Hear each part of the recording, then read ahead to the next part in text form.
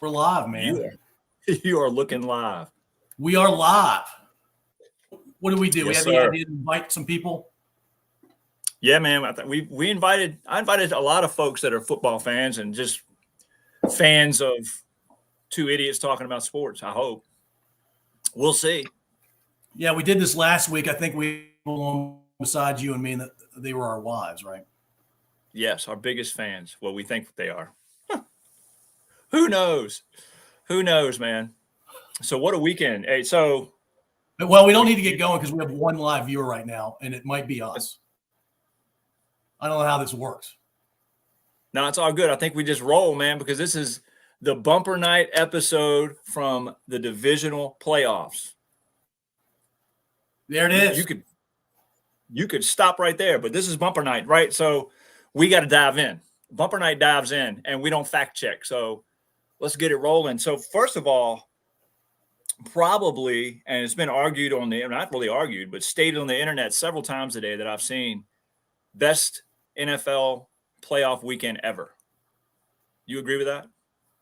Best weekend ever. Now, look, I'm trying to remember games or other divisional round weekends or wild card week, and there have been some good ones and some crazy ones, but none come to mind. Of course, this past weekend's really fresh since it's after the games. It is. I mean, we could be prisoners of the moment, but I'll say this: there have been games on divisional playoff weekends that have been potentially better, because the last game of the weekend was unreal. But 4 that came down to the last play, I don't remember that happening. So if you're even a casual football fan, you were probably glued to the set this weekend. It's fantastic. Yeah, I don't know if it was the divisional round record or if it was the just wild card or divisional, but I guess it had to be the divisional round. 4 games, the closest spread out of the 4 games was a total of 18 points. And what was it, 15 points this past weekend? Yeah, so I think something like that. 6. It was 3, 3, 3, and 6. Yeah, and I was told there's no math on this podcast, but I think that's 15. It is 15. I just could be. And by the way, let me throw this out there. Kudos to you. We made our predictions last Monday. This is why I don't bet. I went 1-3, and you went 4-0. So, you could be setting yourself up. We'll see how you do this weekend, but as the Jimmy the Greek of this podcast. Well, as you were saying before we started recording, all the games could have gone either way. I could have been 0-4 just as easily. That's true, but still, I mean, you got them right. And kudos also to you for not picking your team, because a lot of people, including me, I stay away from any Charger games when it comes to fantasy football, picking games. I don't want to jinx them. You flat out said, I think the Rams are going to beat us, and they did. So kudos to you, but sorry to see your Bucks. I'm sure you're sorry to see your Bucks go. What do you think Brady's going to do now? Think he's staying? I think it's a coin flip, man. I think he's going to lose some players off the Bucks. The talent around him is not going to be as good as it's been the last couple of years, and there's a decent chance he may. We got somebody responding. We got our first chat from Riley Dull. I'm guessing it's not Riley. I'm guessing it's actually Rob. And Kevin's math is correct. There it is, 15 total points. There it is. Flashing up the screen for us. Yeah. By the way, we have more viewers on, Kevin. What was my record for this past weekend? What was it? 4-0. You were 4-0. 4-0. That's right. Yeah. So if you just joined us, Paul picked all 4 games correctly last weekend, even though every game was literally one score, one in the last play of the game. He got them all 4 right. So, and I was so confident that I put no money on any of the games. Yeah, that's kind of sad. You didn't. You could have won. You could have won quite a bit of dough this weekend, man. Now here's my problem. If I start gambling on football, I may be in the poorhouse. Well, I don't think Lisa's going to let you do that. So, all right, what are we talking about?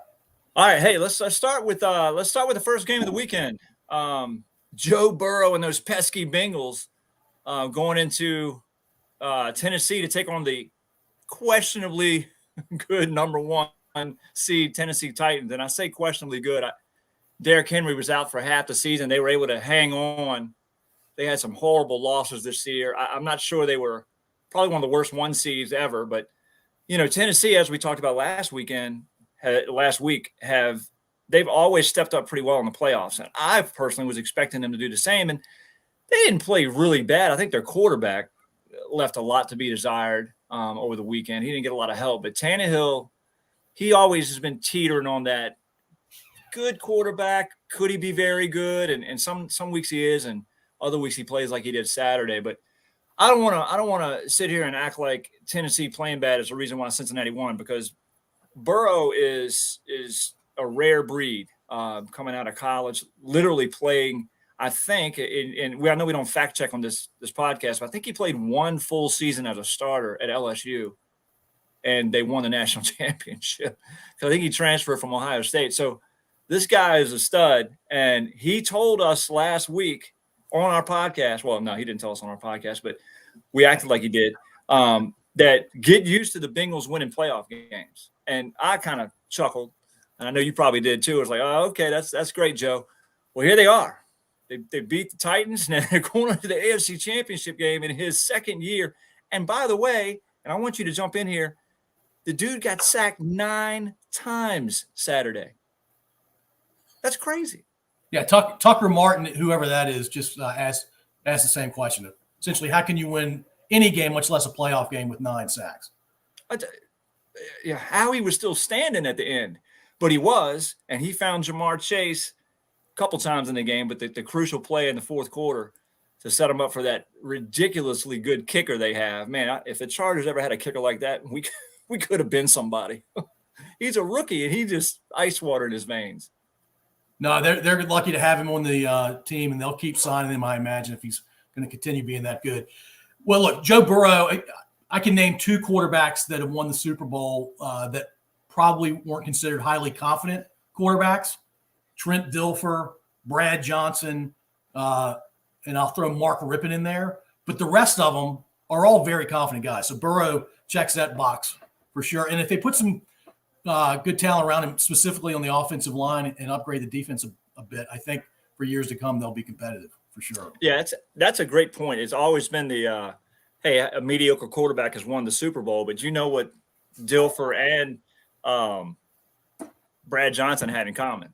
Probably two of the best defenses we've ever seen, that Tampa Bay defense and that Ravens defense. Rippon, I think that defense was good too, but I think they just kind of caught lightning in a bottle after he slammed his head into the wall there. But yeah, it's going to be a good game next week. We'll talk about what we think about next week at the end of this, but I don't know if there's much else to say about the Cincinnati-Tennessee game other than congrats to Burrow and the Bengals. And I think that's their first playoff win in, I don't know, 78 years, or if they've never won a road playoff game. It's crazy. They've been a while. I know they've been to 2 Super Bowls, but they have had a lot of lack of success in Cincinnati. So good for them. Well, I mean, look, not 9. They overcame 9 sacks, but he had 3 interceptions gifted to him by Tannehill.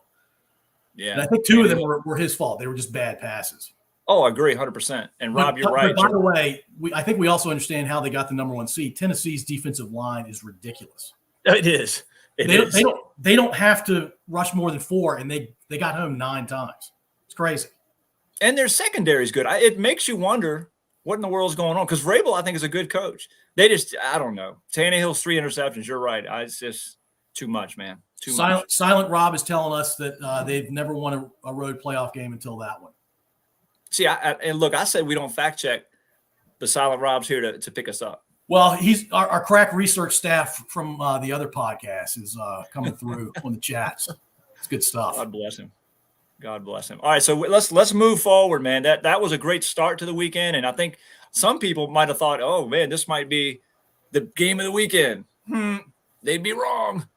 Yeah, it was a good game. It came down to a last-second field goal attempt, but it was by far the least compelling game of the weekend. And I actually think it went in order. It got better as the games progressed. So yeah, you can say that. I watched every minute of the Green Bay San Fran game, and Green Bay's first drive, they go down the field. I don't know, what was it, 6 or 7 plays and scored a touchdown? Maybe it was 7 or 8 plays, but I'm like, oh my gosh, this is going to be 56-10 or something. This is going to be bad.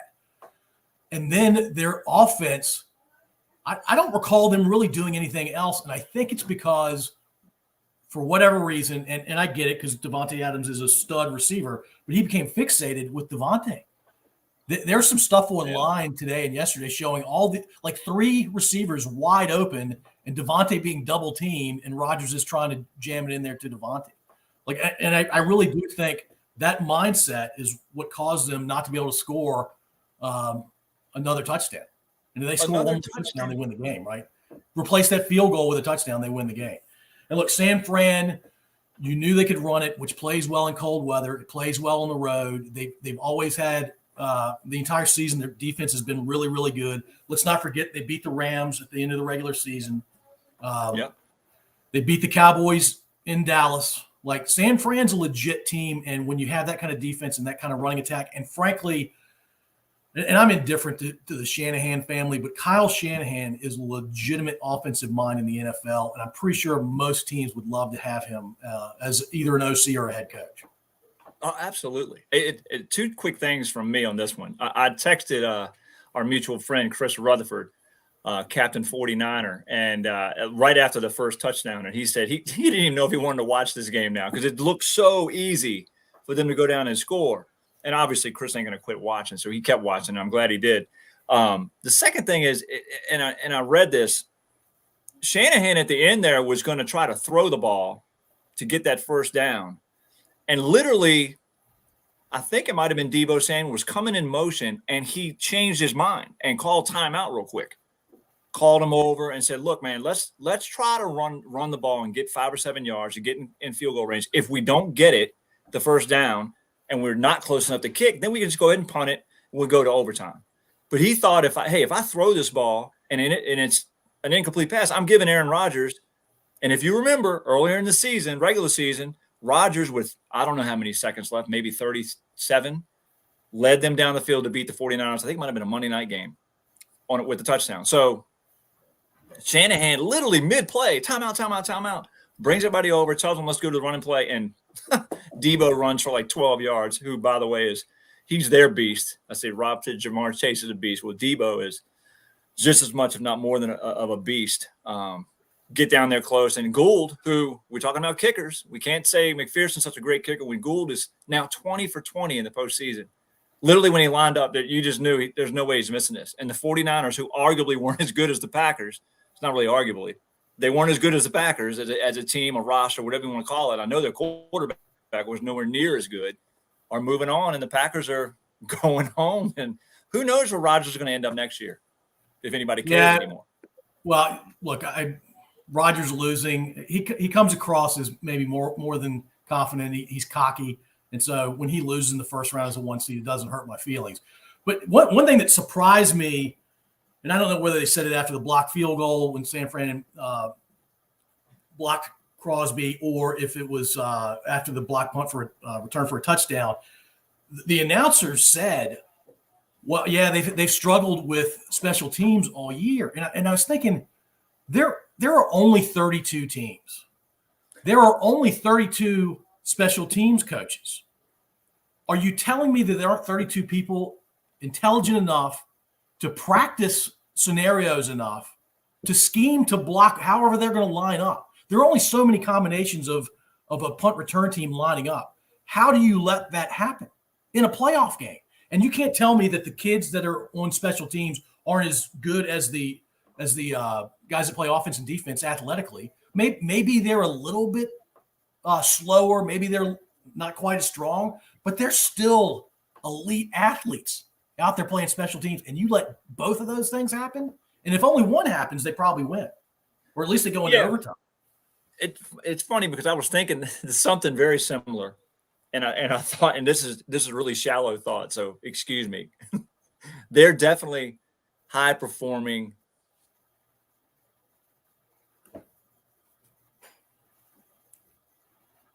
I don't know what our audience is seeing, but Kevin, you're locked up for me. Elite athlete. You're the third string, right? Yeah, I saw that blacking out. So you're the left guard on the punt team, right? And you've been standing over on the sideline in negative degree temperatures pretty much all night long. You come out on kickoffs, which there weren't many of, very few punts. So now you've got to run out there and maybe you have a lapse of, I mean, all it takes is a lapse of judgment for a half a second and the guy's by you. And now you got to live with that. It's horrible. It's horrible that decided the game, but hey man, you got to be on top of it. What's the league minimum? These guys are still making 400,000 league minimum. Well, right? Making $1 million, man. The league minimum is $1 million? I think the league minimum is Rob, can you check that? I think the league minimum is $1 million now after the last collective bargaining agreement. So if you're the left guard on the punt team, oh wow, hold on. Nick Clark is coming out with a technique never seen before. Wow, okay. So he's saying it was scheme from San Fran that was super creative, maybe had never been seen before, and it was hard to be prepared for that. Nice, Nick. Thanks for coming in there. See, Nick, that's makes me feel bad because I was going with the freezing third string guard. I kind of like that scenario, but you're coming in here with actual smarts, and I don't know. Yeah, Nick went highbrow on us, and we were like, "Oh yeah, the guy just didn't warm up well enough." The guy was freezing. He had frostbite. No, that's great. Credit to that whole coaching staff. And like Rob just said, only the third team to win without scoring an offensive TD in a playoff game. That's impressive. When we get Nick on this podcast, he'll explain the technique that the 49ers used.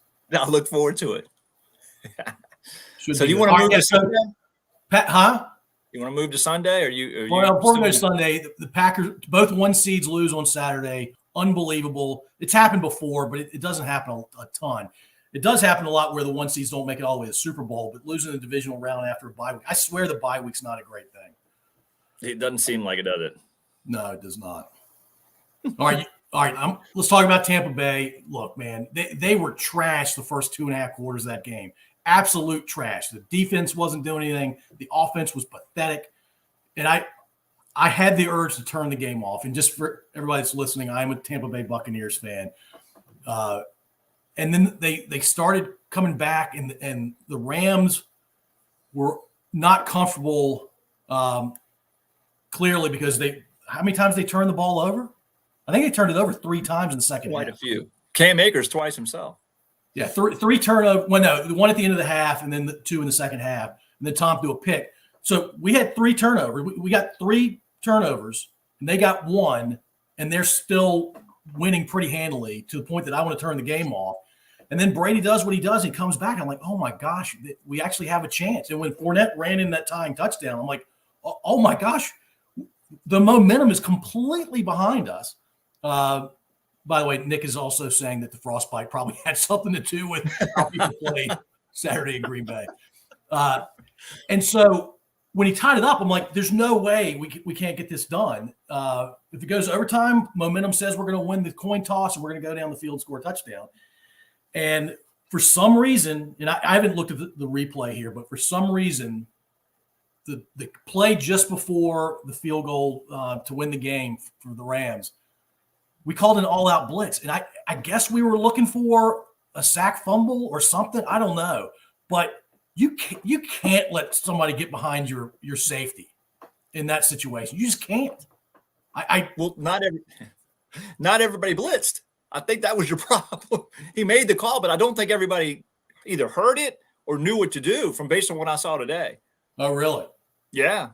And now, look, that's a tough loss for y'all. I all of us that are football fans, if our team goes through something like that, it's tough. And you're right about overtime. They use a 2-headed coin for Brady games in case it goes to overtime.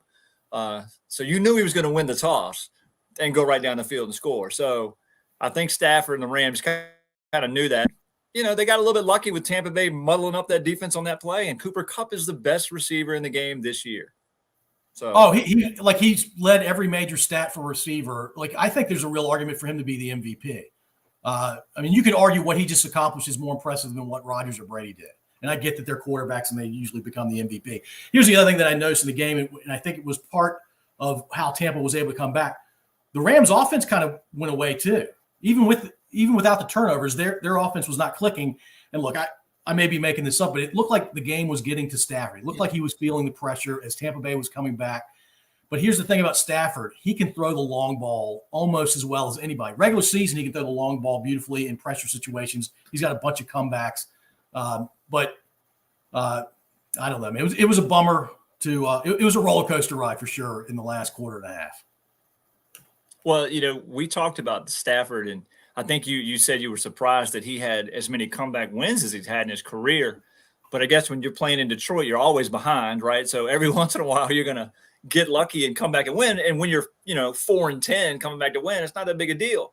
So now he's on the big stage, and you're right. I think he was getting a little rat. I mean, they literally should have been up 27-3. I mean, when you fumble at the 1 yard line to end the half, I mean, they should have been up 27-3. And really, I know Brady came back from 28-3 in the Super Bowl, and it's the first thing I thought of.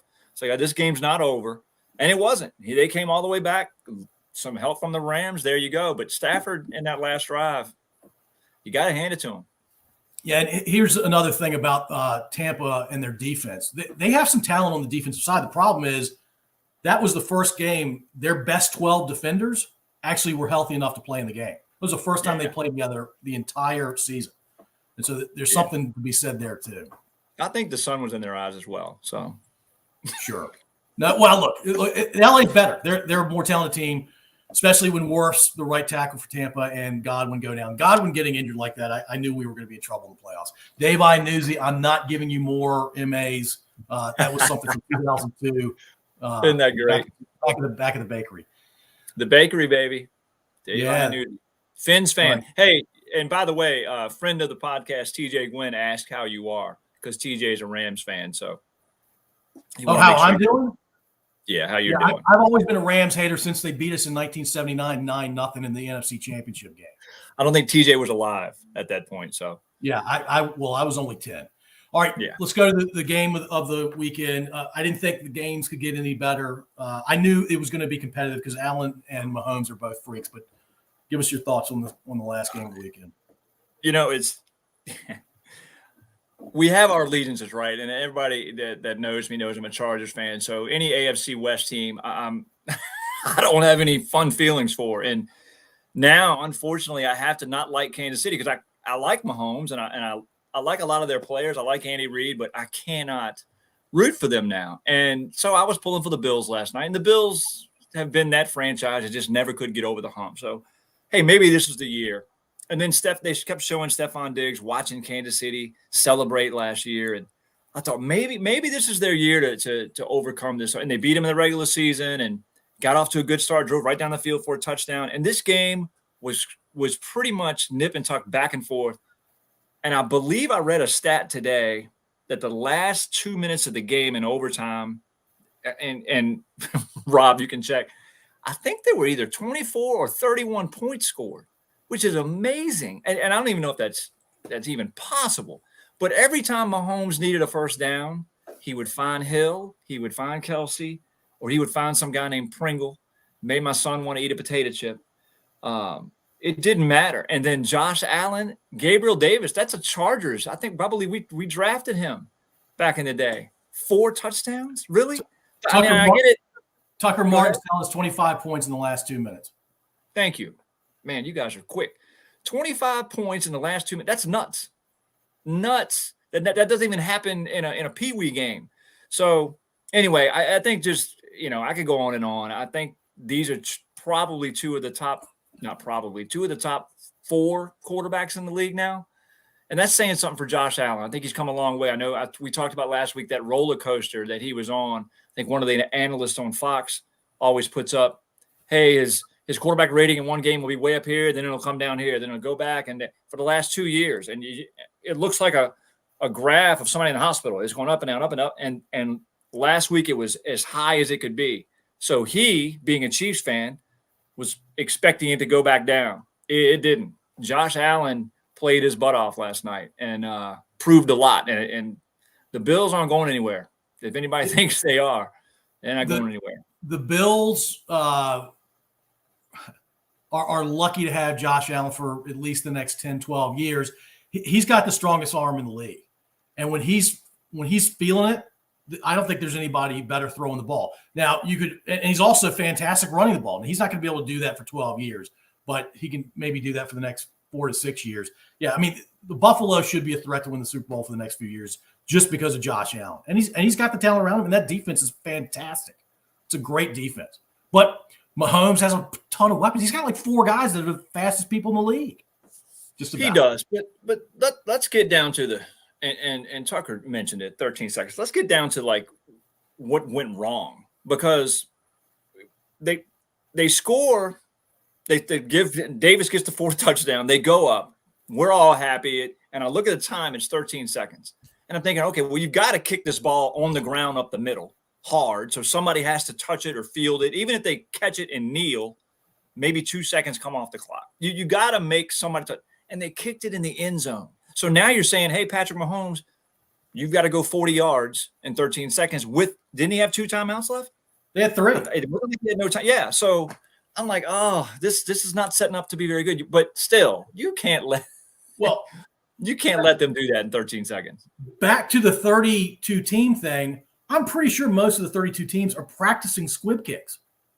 That kicker's not just practicing extra points and long field goals. They're practicing squib kicks. And you're trying to get the ball in, call it inside the 15, maybe the 10. Nick or one of these other guys can tell us. Like, you get it inside the 15-yard line, the guy has to touch it in the field of play, and he's going to return it to maybe the 25 if he's lucky. And now you're at the 25, and 13 seconds just became 7 or 8 seconds. You get one throw, and then you get a field goal attempt, and the attempt would have been 70 yards. Yeah, it was.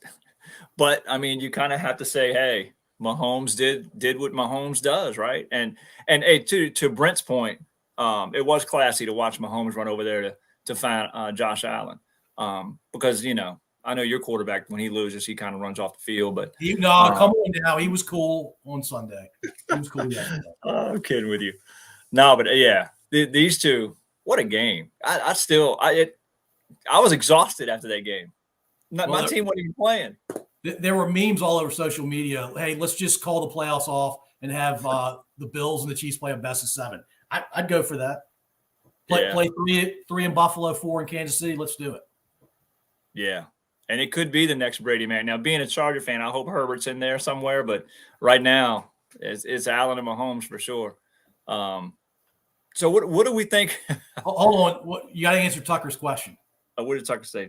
Yeah, that's what I just said. I mean, I'm a Charger fan, right? So Herbert's in the AFC, but we got a long way to go to build a team like Buffalo and Kansas City has. So, yeah, I think it could be the next Brady. It's going to be hard to be the next Brady Manning, though, because that was, good gracious, that was 10, 11 years in a row, wasn't it? It had to have been 10, 11, 12 years in a row of both of them being at or near the AFC title game or Super Bowl, and they played each other every year.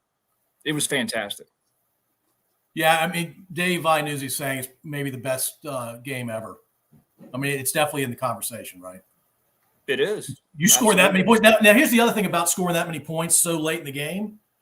And look, I'm not a Patriots fan. Belichick is an awesome coach, but he's kind of a hard guy to root for.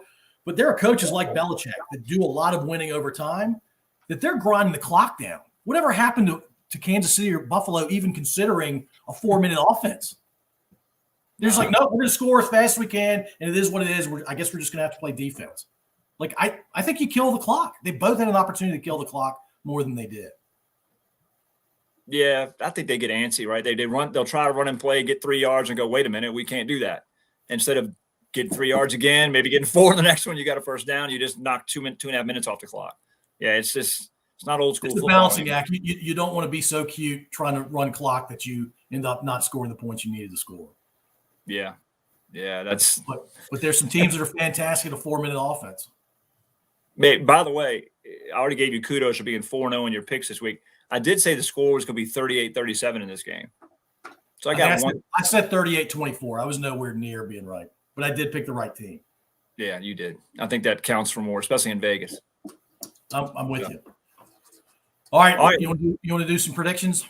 Yeah, I mean, I might as well let you go first since you're the undefeated guy. All right. By the way, as long as we do this podcast, we're going to keep an all-time record, right? So I'm 3 games up right now.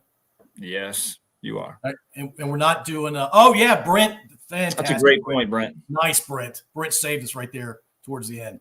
I think there needs to be new rules. What I haven't heard or what that rule should be. I don't like the college thing. And I don't know if the college still does this. They go in from the 25 for the first 2 attempts, and if it's tied after each one of these rounds, they go like there was some crazy game that had 11 overtimes or something in college this past year or 2 years ago. Like I don't want to see that, but I do think you go to, and this is crazy because you're talking about guys that make a lot of money, but I think you have to go to, you kick it off. And if, like Kansas City did in their game, if they score a touchdown, they got to kick the extra point, and Buffalo gets a kickoff too. And if they can tie it, okay, we're going to do round 2. I think you have to go to that. The coin flip, if it went either way, that decided the outcome.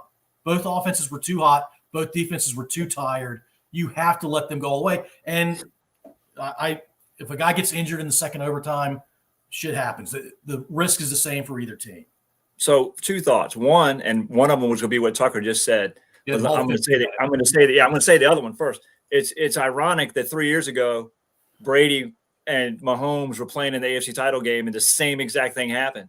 Coin flip, Brady wins it. He goes down and scores. Mahomes never touched the ball. And I believe the Chiefs were the main team pushing to get the overtime rules changed, and they didn't. And now they're benefiting from it. So good for them, right? But who is Brent S? Or do we Brent not want works with me?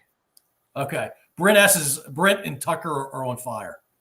Well, so and to Tucker's point, my thing would be if you want to do whatever you want in the regular season, keep it the way it is in the regular season. But when you get to the playoffs, 15 minutes, who is leading at the end? Just like hockey, if you have to go 6 overtimes, they will drag people off the field. But who is winning at the end of those 15 minutes? If it's still tied, go another 15. It's the playoffs. Or maybe go 15 then 10 or something. But yeah, we do a penalty kick. I don't even know what that would look like. Hey, Dave, I agree. AFC is stacked, and the Dolphins do not have a stud quarterback. I agree. He's sad. Oh, it's tough. All right, you want to go prediction time? Yeah, you fire away. All right, so if the Chiefs play half as well on offense as they played against Buffalo, I don't think Cincinnati has a chance. I think it's going to be 31-13. I think they're going to destroy. And I picked Cincinnati to beat Tennessee, but Kansas City is a very different animal for Cincinnati.